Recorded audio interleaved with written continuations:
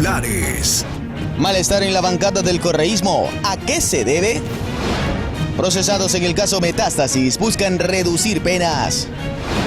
Un taxista fue rescatado. ¿Cuánto pedían para liberarlo? Barreiro pasará 90 días en una cárcel de máxima seguridad. Trabajador del Consejo Provincial de Manabí fue acribillado. Incendio y mortal tiroteo en una sala de conciertos de Moscú.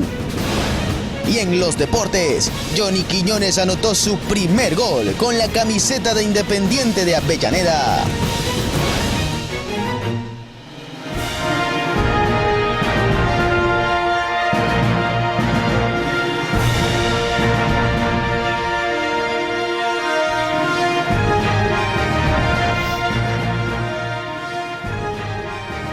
Buenas noches y bienvenidos al cierre de esta jornada informativa. Con votación unánime, el Pleno del Consejo de la Judicatura nombró a 8 conjueces temporales para las salas de lo tributario, administrativo y penal de la Corte Nacional de Justicia.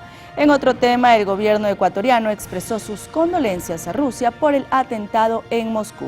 De inmediato, con el desarrollo de otras informaciones.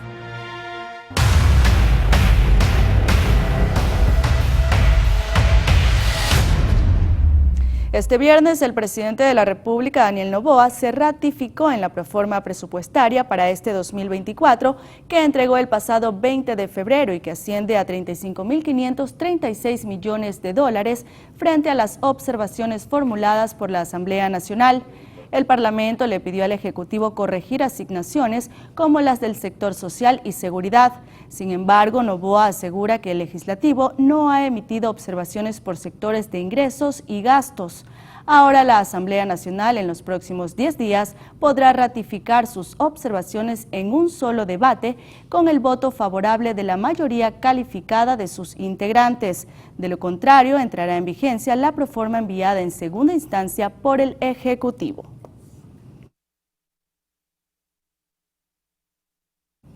Francisco Sebastián Barreiro, hijo de la vicepresidenta Verónica Abad, quien es investigado en el caso Nene, pasará 90 días en la cárcel de máxima seguridad La Roca en Guayaquil. Fue la madrugada de este viernes 22 de marzo de 2024 que un juez dictó prisión preventiva contra Barreiro tras ser detenido la mañana del jueves 21 de marzo en Cuenca y que posterior fue trasladado a Quito para la audiencia de formulación de cargos. Según las primeras investigaciones, Barreiro habría pedido diezmos a un ciudadano a cambio de un trabajo como coordinador de comunicación de la Vicepresidencia de la República.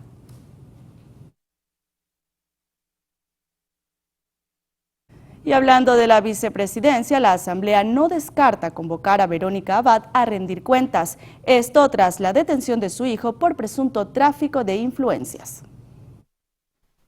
En la Asamblea Nacional defienden su capacidad fiscalizadora. Esto a propósito de la última indagación por presunto tráfico de influencias que ejecuta la Fiscalía en el que se involucra al hijo de la vicepresidenta Verónica Abad, en funciones en Israel. Más de un asambleísta adelantó que ejercerán un riguroso control político, en caso de que se evidencien las pruebas. Por eso, no descartaron llamar al legislativo a Abad para que dé las explicaciones que ameriten en este caso. Señalaron que es obligación de la vicepresidenta Verónica Abad emitir una opinión toda vez que la Fiscalía involucró a su hijo por el delito de tráfico de influencias. La Asamblea ahora debe esperar escuchar los alegatos de la Fiscalía, pero si llega a obtener nueva información, la Asamblea podría llamar a la vicepresidenta para que rinda cuentas. Desde el Legislativo se alertó que toda acción, error o ilícito que pueda cometer un funcionario de una institución tendrá una repercusión a la imagen del gobierno. Sin embargo, añadieron que si alguien comete un error, es la persona responsable quien en definitiva debe defenderse de las acusaciones. En Quito, Juan Correa Rodríguez, Noticias Oromar. Por otro lado, existe malestar en las filas de la Revolución Ciudadana luego de que 7 asambleístas votaron a favor de la ley de turismo y 4 se ausentaron. Luego de que el Pleno de la Asamblea Nacional aprobara la Ley Orgánica para el Fortalecimiento de las Actividades Turísticas, inició una nueva polémica en el Legislativo. Es que esta contó con el respaldo de 83 votos y 7 de ellos de integrantes de la Revolución Ciudadana, pese a que la bancada correísta había decidido rechazar el proyecto. El respaldo a la iniciativa ha generado una especie de división y fraccionamiento a la interna de la bancada de la RC. El ex candidato presidencial y vicepresidencial Andrés Arauz, por ejemplo, calificó de lamentable el proceder de algunos de sus compañeros. Otros fueron más allá, como el legislador Blasco Luna, quien los tachó de Judas a propósito de la cercanía a la Semana Santa. Les dibujé a los 7 Judas, les dibujé que eso va a perjudicar a los ecuatorianos, pero igual, o sea, no les vale porque tienen agendas propias. O sea, créanme, yo estoy consternado porque a mí estos golpes me duelen, porque yo soy un convencido de los procesos en los que me involucro, en este caso la Revolución Ciudadana. Entiendo que el movimiento tomará también acciones al respecto de sanción, porque es lo menos que puede darse, pero también ahí deja sentado de que todavía tenemos dentro de las filas gente que no defiende procesos, sino defiende intereses. A esos 7 asambleístas se sumaron otros correístas que ni siquiera asistieron a la votación, como Victoria de Sintonio, Alexandra Arce, Leonardo Berresueta y Eduardo Zambrano. Además de Ferdinand Álvarez, quien se separó de la bancada tras el escándalo de Soledad Padilla y Jorge Glass. En Quito, Juan Correa Rodríguez, Noticias Oromar. Y el asambleísta Lucio Gutiérrez exige que el Pleno de la Legislatura debata el proyecto que incorpora en la ley la cadena perpetua para casos de corrupción, violación y asesinato. En febrero, el asambleísta por Sociedad Patriótica propuso la cadena perpetua para los casos graves. El proyecto plantea varias reformas al Código Orgánico Integral Penal. Básicamente, propone endurecer las penas. También cadena perpetua para los sicarios, para los violadores, para los que cometen asesinato, crímenes de femicidio, y en ese caso no hay vuelta luego, se quedan en cadena perpetua. De aprobarse la ley, los detenidos deberán pagar su alimentación. Todos los presos tendrán que trabajar para pagar por la alimentación. La propuesta también contempla que tanto el juez como el delincuente tendrán un código para que el delincuente no sepa qué juez lo condena y de esa forma también evitar las tentaciones a los jueces. Los sentenciados a cadena perpetua no podrán acogerse a ninguno de los beneficios según la ley. Además, serán inhabilitados de forma absoluta en sus derechos. La propuesta apunta a permitir la devolución de los dineros a quienes hayan tomado fondos públicos. Hemos presentado la reforma al Código Orgánico Integral Penal para sancionar de manera drástica con cadena perpetua a todos los políticos ladrones de fondos públicos hasta que devuelvan la plata robada. Una vez devueltos los dineros, pasarán tras las rejas 10 años. La cadena perpetua es considerada como una pena privativa de libertad de carácter indefinido, es decir, implica la privación de libertad de por vida y se impone como condena ante un delito grave. La presidencia logró recuperar $180.000 que se había pagado de más en sueldos vitalicios debido a un cálculo que no aplicaba el reajuste decretado en el gobierno de Lenín Moreno. Tras el análisis de legalidad, veracidad y propiedad de los pagos de sueldos vitalicios a expresidentes y exvicepresidentes o sus beneficiarios, la Contraloría determinó que la Presidencia de la República había realizado un pago indebido de $188.439. El informe final se aprobó el 12 de marzo de 2024 y según la auditoría, el monto se recuperó casi en su totalidad. El análisis se realizó en el periodo del 1 de julio de 2018 al 31 de diciembre de 2022, pero dichos pagos se habrían realizado con valores desactualizados y sin documentación de respaldo, lo cual habría ocasionado desembolsos sin sustento en los casos de los periodos presidenciales de agosto de 1992 a octubre de 1995, correspondiente al gobierno de Sixto Durán Ballén, agosto de 1996 a febrero de 1997, del periodo de Abdalá Bucaram Ortiz, y agosto de 1998 a enero del 2000, correspondiente al gobierno de Yamil Mawad. En octubre de 2021 se encontró que los valores de las pensiones fueron calculados con base en la remuneración de $5.635 para presidentes y $5.410 para vicepresidentes. Es decir, no se aplicó el reajuste decretado en el gobierno de Lenín Moreno, que dispuso la reducción del 10% para ahorrar los recursos en el gasto público. Para la recuperación de los montos, se emitieron resoluciones administrativas. En algunos casos optaron por convenios de pago y en otros por descuentos directos, mientras que 2 aún están en trámite, por lo que hasta enero de 2024 estaba cubierto el 90,88% según datos de la Contraloría. Tania Loor, Noticias Oromar. En otro tema, el Consejo de Participación Ciudadana evalúa la posibilidad de renovación total del Consejo Nacional Electoral y abrió la fase de impugnación para designar al defensor público.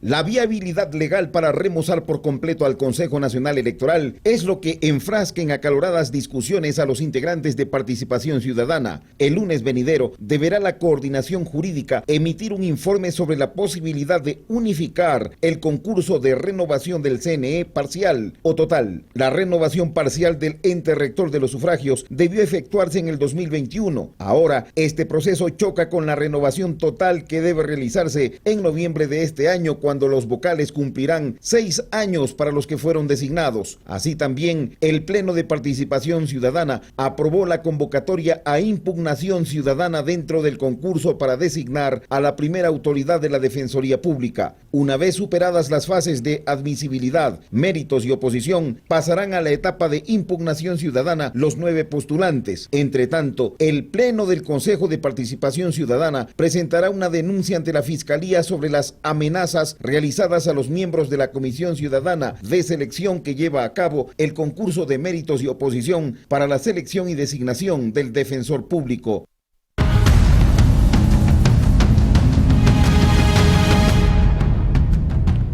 Pasamos a hablar del caso Metástasis, donde hay 52 vinculados entre jueces, fiscales y políticos, quienes ya buscan reducir sus potenciales condenas hasta en un 70%. A continuación les contamos qué mecanismos podrían aplicar para conseguirlo. La colaboración eficaz o los procesos abreviados son dos de los caminos que podría tomar cualquiera de las personas involucradas en el caso Metástasis, para salvaguardar su integridad o reducir el tiempo en la cárcel. Según la Fiscalía General del Estado, en este caso, hay 52 vinculados entre jueces, fiscales, políticos, policías y otros, que desde sus cargos trabajaban a favor del narcotraficante Leandro Norero. La segunda semana de abril concluye la instrucción fiscal y el juez Felipe Córdoba deberá determinar cuántos de los procesados irán a juicio. Y hay quienes buscan colaborar con la justicia y reducir sus potenciales condenas hasta un 70%.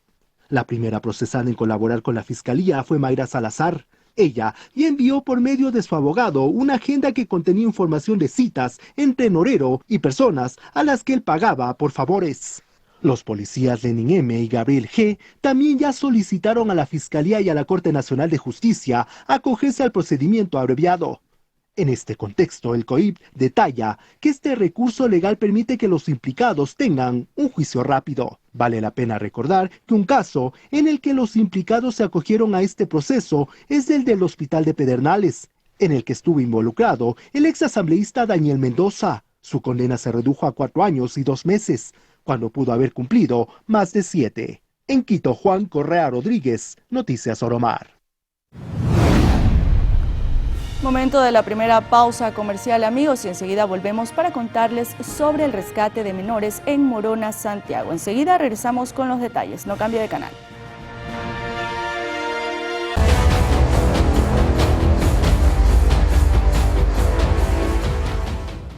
Gracias por seguir con nosotros. Les contamos que el Ministerio del Interior de Ecuador informó que unidades tácticas de la Policía Nacional rescataron a un adolescente y 5 niños en una zona de difícil acceso de Morona, Santiago, en el sur del país. Según el gobierno, los menores de edad se encontraban retenidos en contra de su voluntad en un domicilio. Los uniformados debieron acceder hasta el lugar en una lancha a través de un río. Por ahora, los niños y el adolescente fueron puestos a buen recaudo y entregados a sus familiares.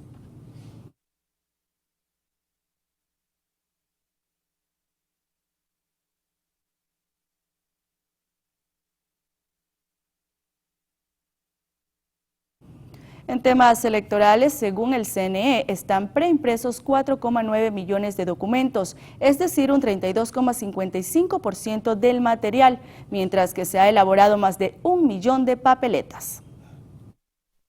La impresión de documentos y papeletas electorales avanza contra el tiempo. Así lo mencionó la presidenta del CNE, Diana Tamaint. El 21 de marzo, las autoridades electorales visitaron las instalaciones del Instituto Geográfico Militar en Quito para conocer cómo continúa el proceso en el marco de la consulta popular y referéndum del 21 de abril. Atamaint explicó que se deben imprimir cerca de 13,7 millones de papeletas electorales, además de 17,1 millones de documentos, en los que constan certificados de votación, actas de instalación y de escrutinio. El Instituto Geográfico Militar avanza en la producción de 17.138.600 documentos electorales, que también tiene un avance importante en los preimpresos. Tenemos que están preimpresos 4.978.295 documentos electorales. Registra en números el avance de 1.030.000 papeletas impresas, que equivale al 7,54%. Las papeletas tienen 3 niveles de seguridad. Cada papeleta electoral tiene 3 niveles de seguridad, como códigos QR, efectos anticopia, microtexto con diferentes tramados, anti-escáner, entre otros. Siguiendo con el caso de las papeletas, su formato es A3, bicolor con fondo color salmón. Las preguntas están identificadas con letras de la A hasta la K. Durante la intervención de las autoridades, se conoció que el Instituto Geográfico Militar ha utilizado el 50% de su presupuesto hasta el momento. Que en la parte económica, si bien es cierto, se ha hecho algunas coordinaciones con el ámbito del Ministerio de Economía. Ellos nos han autorizado para utilizar nuestros propios recursos para dar inicio a este proceso. Sin embargo, estamos esperando a que se apruebe, lógicamente, la partida presupuestaria del año 2024 por parte de la Asamblea Nacional, para que esos recursos que están prácticamente en calidad de préstamo para hacer este proceso se recupere para el IGM. Siguiendo con el calendario electoral, se prevé que el 25 de marzo se inicie con la distribución de papeletas y material electoral hacia las circunscripciones del exterior, Amazonía y Galápagos. Yanis Andrade, Noticias Oromar. En otra información, la procesión de Jesús del Gran Poder cambia su ruta para este año y no pasará frente al Palacio de Carondelet. Si bien es cierto, la procesión inicia en la plaza de San Francisco, en la calle Bolívar y Venezuela, luego tomará la calle Esmeraldas, Vargas, hasta llegar a la avenida América, y luego subiremos por la calle Río de Janeiro. Esta es un poquito la nueva variación, como ya se ha mencionado, por el estado de excepción que se vive. La procesión no pasará como en años anteriores por el frente de la plaza de la Independencia, o la plaza también central que se llama. Preocupados por la problemática ambiental y los derechos de la naturaleza, docentes de la Facultad de Jurisprudencia, Ciencias Sociales y Política de la Universidad de Guayaquil presentaron la obra Derecho de la Naturaleza, Derecho Agrario en Ordenamiento Constitucional. El libro es de la autoría de Enrique Mármol, Francisco Latorre y César Vaquerizo.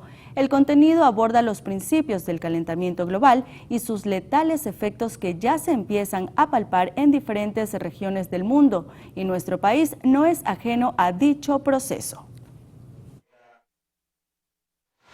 El tema ambiental es el tema en boga porque la humanidad está viviendo la crisis originada por el calentamiento global. El calentamiento global, que pensábamos que era algo que no iba a llegar nunca donde nosotros, pues llegó. Vio la temperatura de Guayaquil, 38 grados, que no habíamos sufrido a 40, del 1.3 grados centígrados ha subido al 1.5. Para alguien que no comprende bien en cuanto a grados, es sencillo decírselo. Es como que usted ponga una olla a hervir. En el momento que hay ebullición del agua, el agua se evapora. Entonces ya no estamos viviendo la época del calentamiento, estamos viviendo la época de la evaporación, que es más peligroso. Y esto va a hacer que la vida de los seres humanos, si seguimos así, ni 100 años vamos a tener para poder sobrevivir en este mundo en las condiciones como lo estamos llevando. Hasta la primera semana de abril estará vigente el estado de excepción. ¿Qué es lo que procede una vez que finalice la medida? María Emilia Vera nos cuenta. Desde el pasado 8 de enero, los ecuatorianos viven en medio de un conflicto armado interno, lo que implica restricciones en la movilidad, toque de queda zonificado y la presencia militar en las calles. Recientemente, el primer mandatario, Daniel Noboa, renovó el estado de excepción por 30 días más, pero ante ello surgen varias interrogantes. La principal, ¿en qué momento el gobierno puede determinar si ganó o no la lucha contra el crimen organizado? Eso es muy difícil.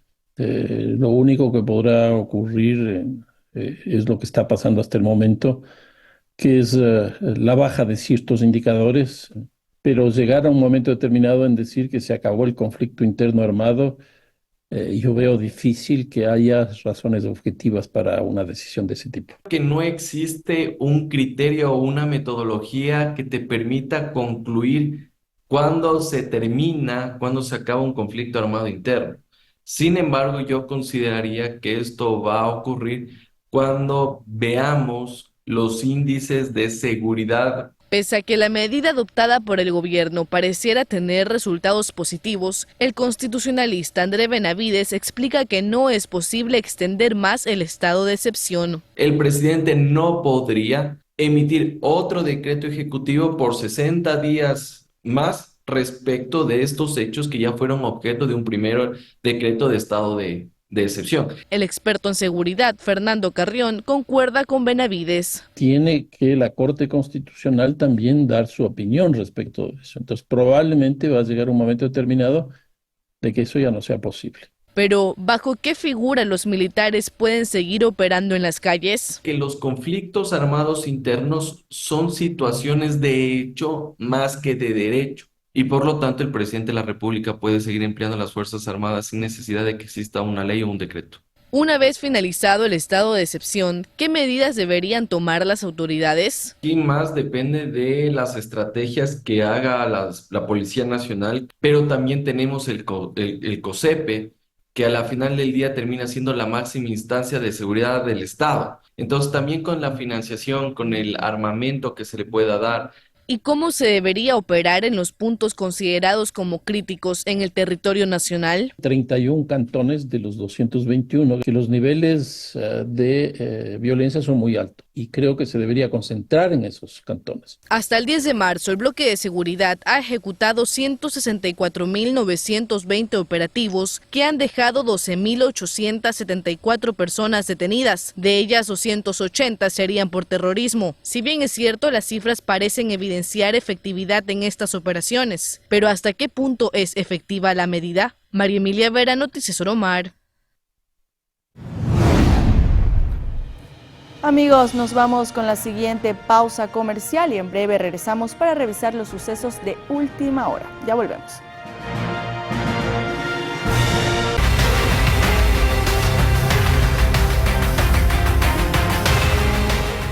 21:34. Un nuevo asesinato se registró este viernes 22 de marzo en la parroquia Pascuales, al norte de Guayaquil. Según testigos, sujetos desconocidos descargaron sus armas de fuego en contra de un ciudadano, quien quedó tendido en la vereda sin signos vitales. Hasta la escena del crimen arribó personal de la Policía Nacional para recopilar indicios y empezar con las investigaciones. El cuerpo fue trasladado hasta el centro forense para la respectiva autopsia que determina la ley.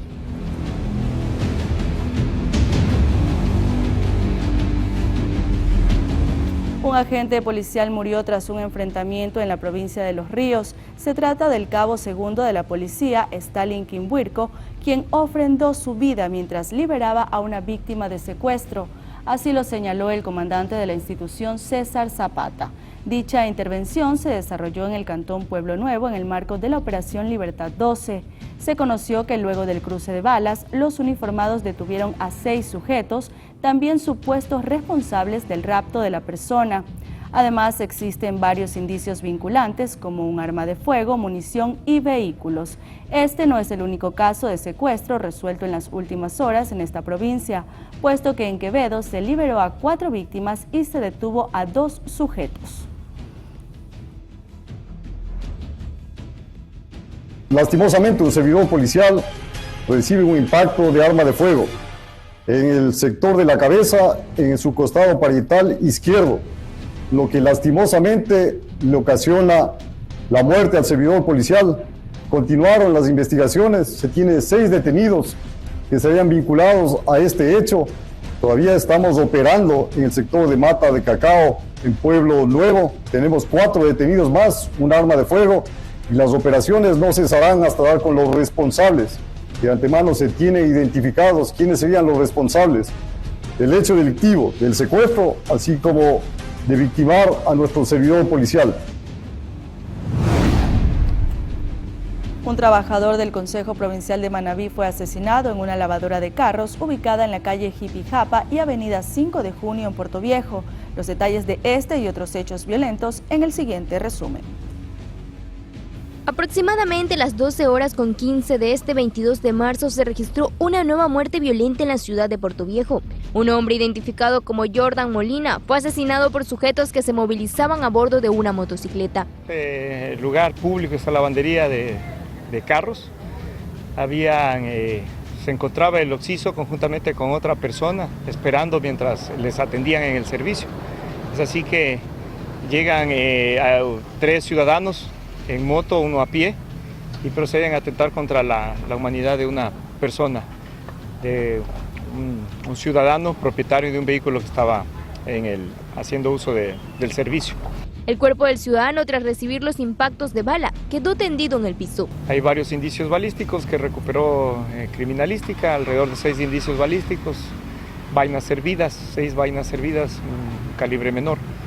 De lo que se conoce hay documentos que aparentemente lo reconocen que pertenecer a una institución pública de servicio social, ¿no?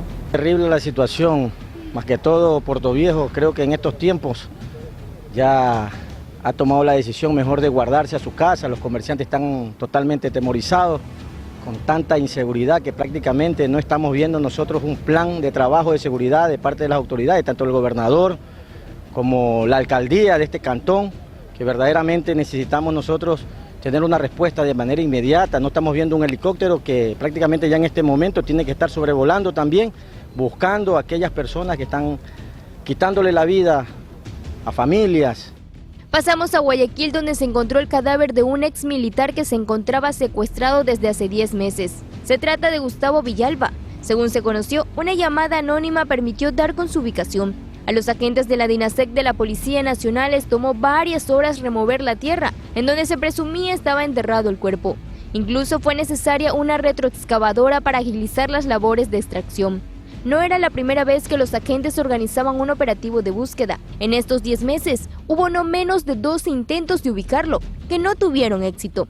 Mientras que en el suroeste de Guayaquil fue asesinada una mujer que se trasladaba a bordo de un taxi. Sus atacantes se movilizaban en una motocicleta. La víctima fue identificada como Grecia Kerly León, de 42 años, y abordó el vehículo solicitado a través de una aplicación en las calles Leonidas Plaza, entre Letamendi y Francisco Segura. Según una fuente policial, al parecer el objetivo era la señora, porque los disparos fueron directamente a ella. Mirly Macías, Noticias Oromar. Durante un operativo en Pedernales, provincia de Manabí, 2 presuntos delincuentes fueron capturados tras una intensa persecución que culminó en un accidente de tránsito. Los individuos, en un intento desesperado por evadir el control policial, sufrieron heridas al colisionar la motocicleta en la que intentaban huir contra un vehículo tipo furgón. Uno de los detenidos tiene antecedentes penales por posesión ilegal de armas de fuego. Los sujetos fueron trasladados hasta diferentes casas de salud para recibir atención médica. De manera extraoficial se conoció que uno de ellos estaría grave.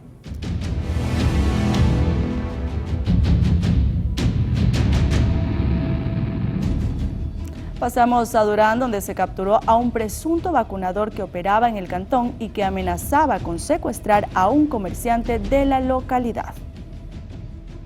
Llevaba varios días jorobando la vida de un comerciante, a quien le exigía $10.000 como pago de vacuna. Si no lo hacía, lo amenazaba con secuestrarlo.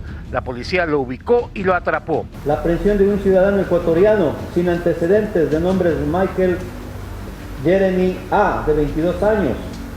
Indicios: una motocicleta, un celular, dinero en efectivo, $100.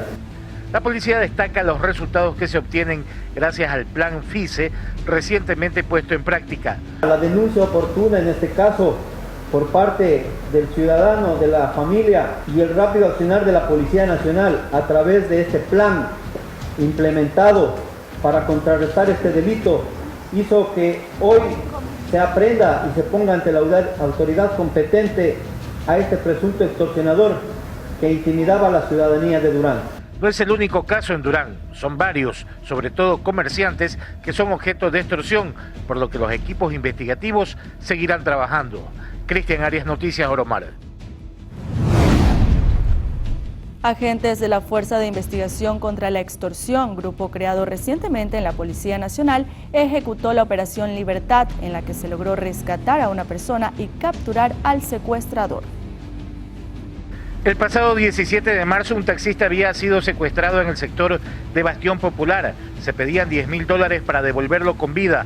La UNACE junto a la FICE lograron dar con un domicilio en Trinitaria Norte. Allanaron y lo rescataron. Devolviendo la libertad a un ciudadano ecuatoriano de 55 años de edad.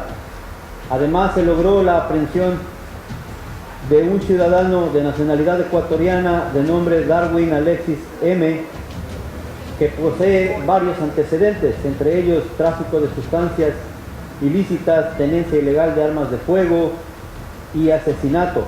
Una vez liberada, la víctima fue conducida para la realización de una valoración médica y la posterior entrega a sus familiares. También se logró la aprehensión de 2 indicios, 2 celulares que van a ser puestos a órdenes de las autoridades competentes para hacer las pericias correspondientes. La policía reiteró la importancia de la denuncia que la ciudadanía debe hacer al 1-800 delitos o a través del 911. Cristian Arias, Noticias Oromar. Desde Cuenca hacia varias ciudades del país, presumiblemente se enviaban armas de fabricación artesanal y municiones que fueron incautadas en una operación militar ejecutada ayer en la ciudadela Jaime Roldós. Estas son las 187 armas de fuego de diferente calibre, las 122 municiones calibre 16 y más evidencia encontrada en un inmueble al norte de Cuenca, como parte de la operación militar del último jueves. Gracias a información de inteligencia militar, el eje de seguridad procedió a realizar una operación militar a una instalación en la cual estaba funcionando un taller clandestino de armas. Ahí agentes de la Policía Nacional levantaron varios indicios que servirán a Fiscalía para procesar al único detenido, Juan C., ecuatoriano de 38 años que no registra antecedentes penales. De pronto puede haber más personas involucradas que de la investigación arrojará eso, ¿no? Y se podrá vincular con esa instrucción fiscal a las personas que obviamente se entiende, no podía ser una sola persona la que estaba fabricando esa cantidad de armas. 187 armas de fuego de diferente calibre, 122 municiones calibre 16, 127 tubos metálicos de diferente tamaño, 125 fragmentos de madera tipo culata y 3 tubos tipo cañón. Pero, ¿a qué localidades se enviaban las armas y municiones y cuál iba a ser su uso? Al momento se está iniciando la investigación contra esa persona que fue aprendida, pero sin embargo, en el desarrollo de la investigación podrán surgir nuevos elementos que inclusive prevé el artículo 362, que puede ser también o pertenecer a un grupo de delincuencia organizada, en donde variará inclusive el tipo penal. Mientras el eje investigativo hace su trabajo, se presume que uno de los destinos sería el oriente ecuatoriano. De acuerdo a la ley sobre armas, municiones, explosivos, no está permitido en el país la confección de armas artesanales. Entonces, por eso, lógicamente, hacemos nosotros este tipo de búsqueda de información a fin de detener este ilícito que está apoyando a estos grupos delictivos y que van en contra de toda nuestra seguridad.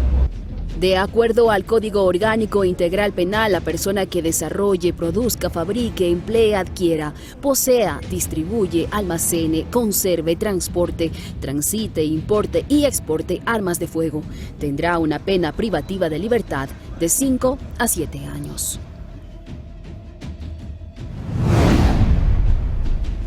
En Guayaquil, un ciudadano intentó quitarse la vida tras lanzarse desde un segundo piso en la calle Gómez entre Gallegos Lara y Leonidas Plaza. En las imágenes que se hicieron virales en redes sociales, se logra apreciar cómo el ciudadano queda suspendido de los cables, mientras que personal del Cuerpo de Bomberos y la Policía Nacional trata de amortiguar la caída. Se desconocen las causas que habrían motivado al hombre a tomar esa decisión, que afortunadamente no pasó a mayores.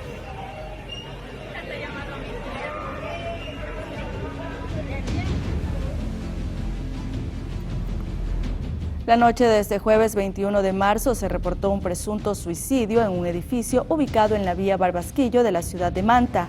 Miembros de la policía llegaron hasta el punto para esclarecer las causas del hecho, pues aún no se ha determinado si el hombre cayó accidentalmente o si se trataría de suicidio. Según se ha indicado, la víctima sería de nacionalidad chilena.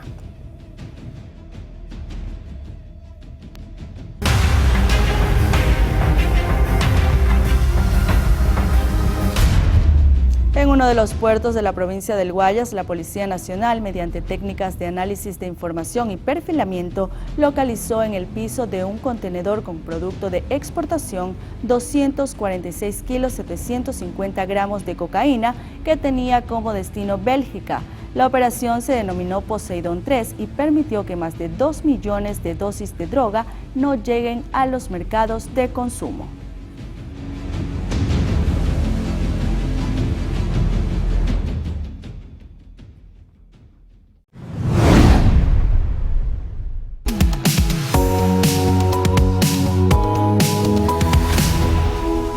Cambiamos de tema y pasamos a hablar de BYD, empresa líder del mercado mundial de vehículos eléctricos. En la siguiente nota ustedes podrán conocer todo lo que la marca ofrece.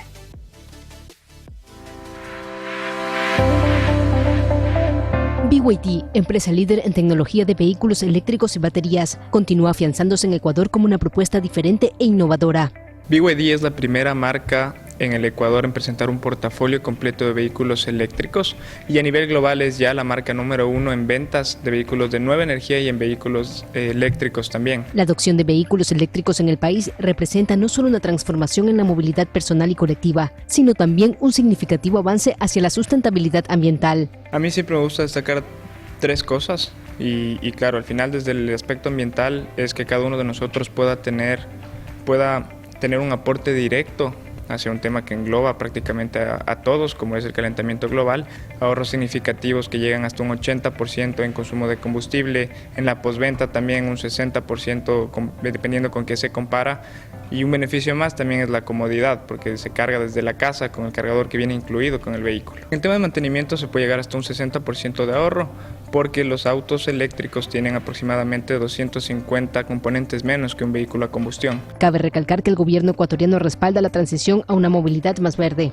Nosotros no pagamos ad valorem, MICE ni IVA, pero este beneficio se transmite directamente hacia el cliente en el precio. Además, BYD está expandiendo activamente su red de estaciones de carga en Ecuador. Con el vehículo viene incluido un cargador de casa. Adicionalmente a esto también existen cargadores portátiles habilitados en puntos de luz de 110, pero estamos por implementar la primera red de carga rápida en el país, con 13 estaciones de carga rápida en distintas ciudades del país, y no va a haber más de 200 kilómetros entre cada una de ellas. A pesar de un crecimiento impresionante del 80% en el segmento de vehículos eléctricos en 2023, Ecuador aún está en las etapas iniciales de adopción en comparación con otros países de América Latina. Sin embargo, el compromiso con la movilidad eléctrica posiciona al país en un camino prometedor hacia la sostenibilidad y la innovación en transporte. María José Primargote, Noticias Oromar.